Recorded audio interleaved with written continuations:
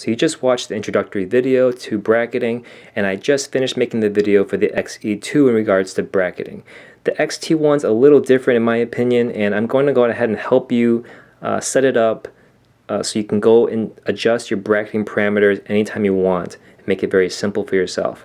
Okay, so the first things first, just follow along and bear with me here. I'm going to go very slowly. Turn your camera on first of all.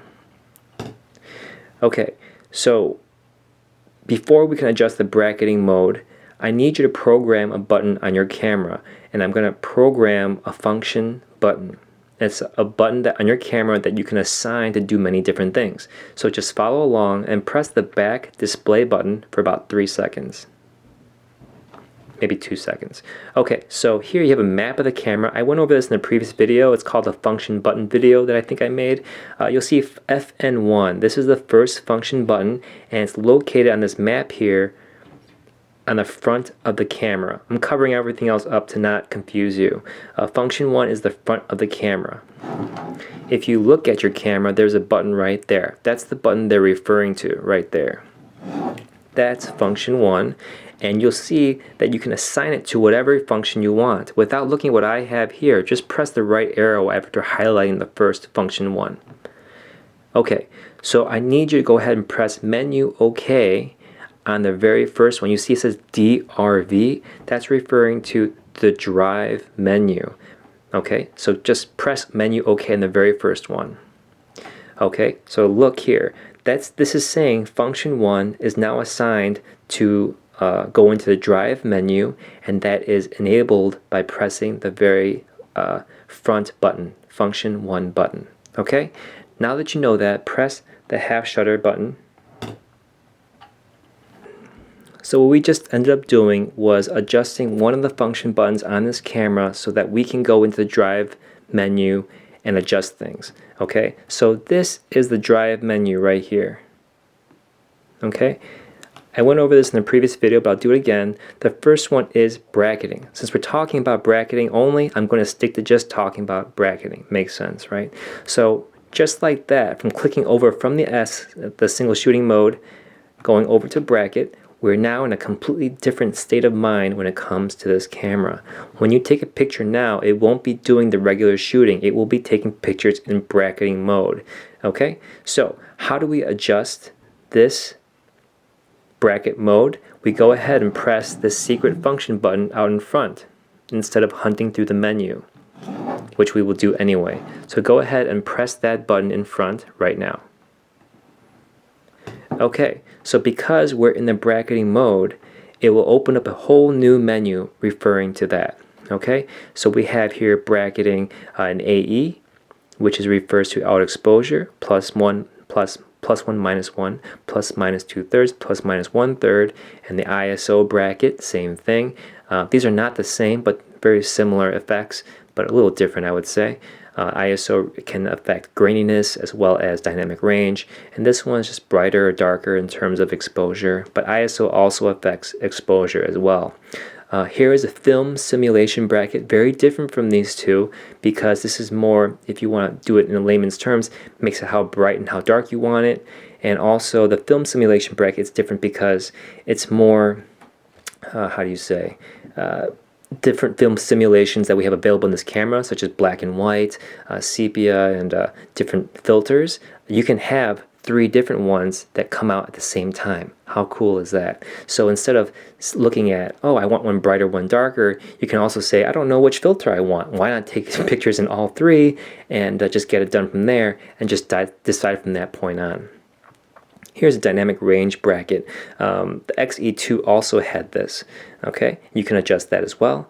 The white balance bracket. This is something the XE2 didn't have, as far as I can see. And there's plus minus 3, plus minus 2, and plus minus 1. A little different in bracketing than the ISO and the auto exposure. You see the plus minus 1, 2/3, and 1/3. The white balance is 3, 2, and 1. Okay, I'm going to repeat this again.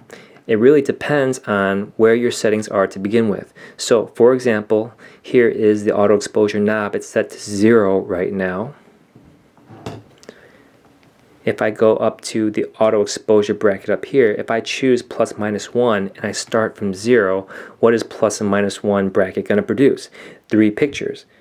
One's in 0, one's going to be at plus 1, and one's going to be at minus 1. Isn't that right? Okay, so let's go ahead and do plus minus 2/3. If I start at 0 and I go ahead and use the plus minus 2/3 bracket, which pictures will be produced? One at the 0, one at the plus minus 2/3, and one at the minus 2/3. Okay? So let's go ahead and try this out right now. I'm going to set this to 0. And I'm going to press and select the plus and minus 1 AE bracket.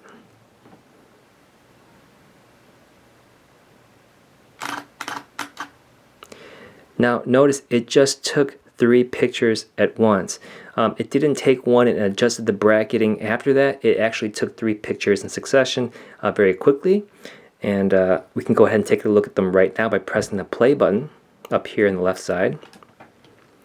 And by going backwards, I can see one that was fairly dark, one that's fairly bright, and one right in the middle. So it's going to take the picture first at your baseline. It's going to go a little higher and one a little lower depending on which one you picked. Okay, so let's go ahead and try this again. Notice I'm still in the bracketing mode, and I'm going to go ahead and press this function button yet again because we assigned it to adjust the parameters in the drive menu. Here we are again, it just popped up. We just played around with the auto exposure bracket. That was fun. And I just want you guys to see, as I displayed in the XT2, I'm going to leave it in the plus minus 1. But this time, to illustrate a point, I'm going to adjust the auto exposure bracket all the way to 2 to prove a point. That it's very important where your baseline is. If it's at 0 and you do plus minus 1, it's going to go to plus and minus 1. If you're at 2 and you do plus and minus 1, what will the 3 pictures, what will they result in? Plus minus 1, right? Plus 3 and plus 1. So they'll all be relatively bright. Let's go ahead and take this picture. You'll notice it's very bright to begin with. Now watch. It took 3 pictures yet again because that was the bracket we want in auto exposure plus minus 1. It's still storing here. It takes a while. It might be my card that's very slow too. I'm going to press play and I'm going to go backwards. This is the 3 pictures that resulted. So one's bright, one's very bright, and one's a little darker. But this is actually that dark. It's just we started out so high at plus 2. The bracketing is giving us the other 2 options surrounding that baseline. Okay? Now, we're going to go ahead and adjust one more thing. Press this button yet again. I'm sorry, get out of the play mode and press that button out in front to adjust the ISO. You can do that next, but that's pretty much the same thing in terms of operation. And then the film simulation bracket.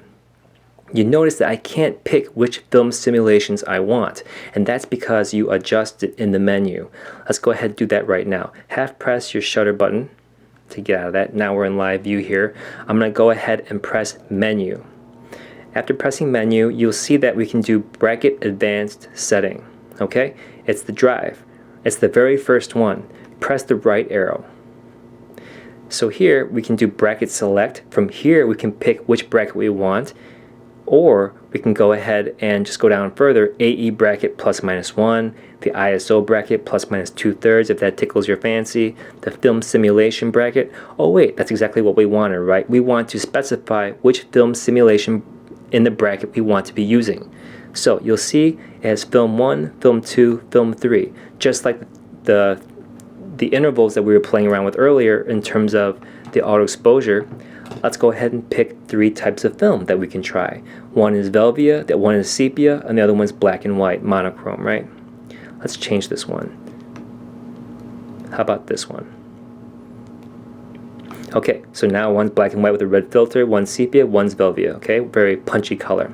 So these are the 3 films that will happen when we take a picture in the film simulation bracket. Makes sense? Okay, half press the shutter button to get out of that. Now, remember to choose the 0 point again. Press the front button yet again, just to make sure that we are in film simulation bracket and we've already decided which films we wanted. Press menu OK, focus on your subject. Now listen. It only took one picture, but it edited it into the 2 other ones that we wanted, or the 3 altogether that we wanted. Press play here and go backwards to see your 3 pictures. One is in black and white with the red filter. It looks very nice, very dashing and very contrasty.